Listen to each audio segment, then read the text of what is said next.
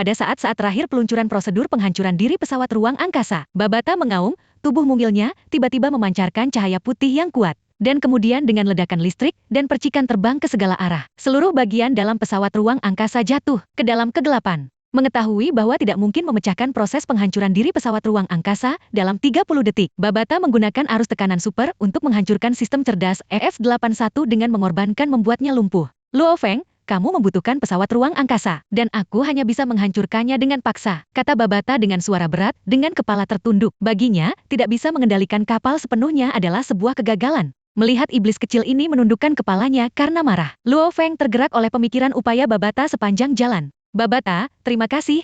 Tanpa bantuan Babata, dia bahkan tidak bisa membuka Palka X-81. Kata-kata Babata mengejutkan Babata. Setelah beberapa saat, dia mengangkat alisnya dan menegakkan dadanya dengan bangga. Sama-sama, Luo Feng, aku baik-baik saja, kan? Kata Babata sambil tersenyum, memperlihatkan dua gigi taringnya yang indah. Menatap setan kecil yang sombong di depannya, Luo Feng menggelengkan kepalanya tanpa daya. Setelah mengumpulkan senjata dan peralatan dari peninggalan kuno No. 12, Luo Feng siap untuk kembali. Perjalanan ini bermanfaat baginya dan Babata. Selain 3 penjaga perak, Babata juga menemukan senjata laser yang mengandung kekuatan yang cukup kuat untuk membunuh seseorang di fase 6 level bintang. Namun karena sejarahnya yang panjang, peralatan ini perlu diperbaiki oleh Babata sebelum dapat digunakan. Luo Feng tidak dapat membantu pemeliharaan peralatan berteknologi tinggi. Menginjak Soaring Shuttle, dia terbang menuju kota pangkalan Jiangnan. Dengan monster tanduk emas yang mengamuk di daerah itu, dia mengkhawatirkan keselamatan tanah air dan keluarganya. Dalam suara dentuman sonik yang keras, Luo Feng terbang melintasi langit. Terlepas dari konsumsi fisiknya, dia bergegas ke kota pangkalan Jiangnan secepat mungkin.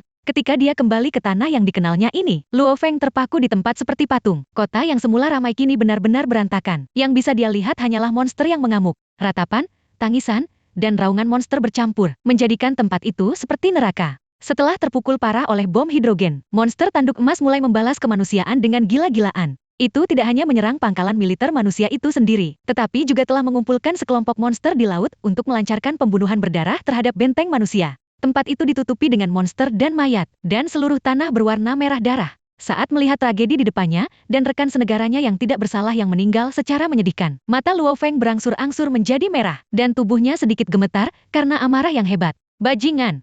Bajingan! Luo Feng mengaum dengan marah. Dia menggunakan pisau lempar untuk menyerang monster liar. Meskipun ada banyak monster, tidak satu pun dari mereka yang kuat. Suara mendesing. Pisau terus menyapu di udara, dan monster besar dengan mudah dibunuh oleh Luo Feng. Luo Feng memancarkan udara dingin yang mengerikan, dan kabut darah merah di sekelilingnya membuatnya tampak seperti setan gila. Dia membunuh semua monster yang dia lihat di jalan seperti orang gila untuk menyelamatkan nyawa dari monster. Setelah dia bergegas kembali ke komunitas tempat tinggalnya, Luo Feng membuat anak panah ke dalam rumah dan membuka pintu ruang gravitasi. Melihat keluarganya dan Susin aman dan sehat, Luo Feng sangat lega dan kemarahan di wajahnya juga mereda. Wajah Susin dan yang lainnya dipenuhi dengan kegembiraan saat melihat Luo Feng. Susin, dengan mata merah, merentangkan lengannya yang indah untuk menahan Luo Feng, seolah takut yang terakhir akan pergi lagi. Luo Feng sangat tersentuh.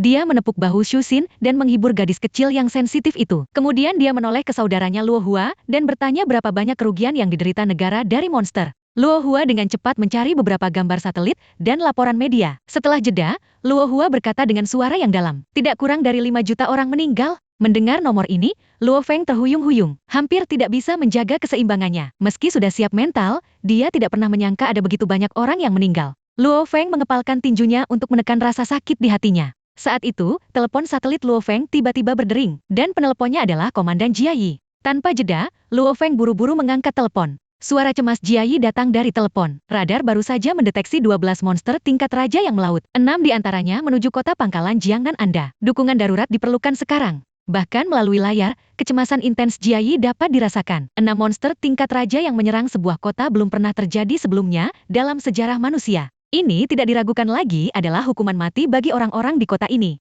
Saya mengerti, Luo Feng menjawab dengan suara serius, penuh tekad. Jiayi tampak terharu.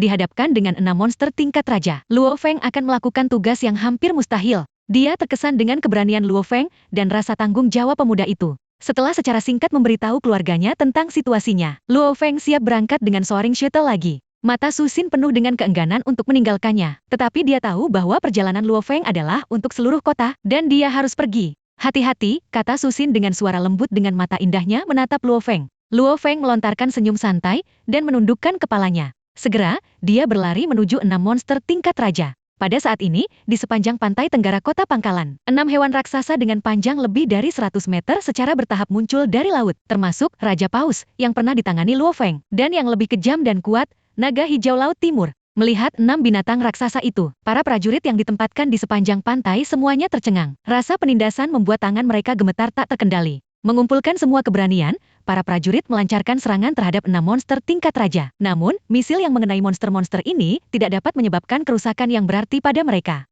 Keputusasaan dan ketakutan merayap ke dalam hati orang-orang dan menyebar, dan kota jatuh ke dalam kekacauan. Orang-orang yang bergerak melarikan diri dengan gila-gilaan, berusaha menghindari hari kiamat. Satelit luar angkasa secara serentak menyiarkan situasi perang perbatasan saat melihat penampilan 6 monster tingkat raja, dan mereka menembus garis pertahanan manusia secara berlebihan. Mereka yang berdiri di depan TV penuh dengan kebingungan dan keputusasaan. Mata mereka menjadi redup. Beberapa yang secara emosional hancur berlutut, dan meninju tinju mereka untuk melampiaskan ketidakberdayaan dan kemarahan mereka. Tepat ketika kawasan pemukiman pesisir yang padat penduduk ini akan dihancurkan. Luo Feng seperti matahari yang hangat di malam musim dingin, menyinari api penyucian yang gelap ini. Matanya yang tajam tampak terbakar amarah. Kekuatan mentalnya menyebar, dan pisau-pisau beterbangan satu demi satu. Dia seperti petir di langit.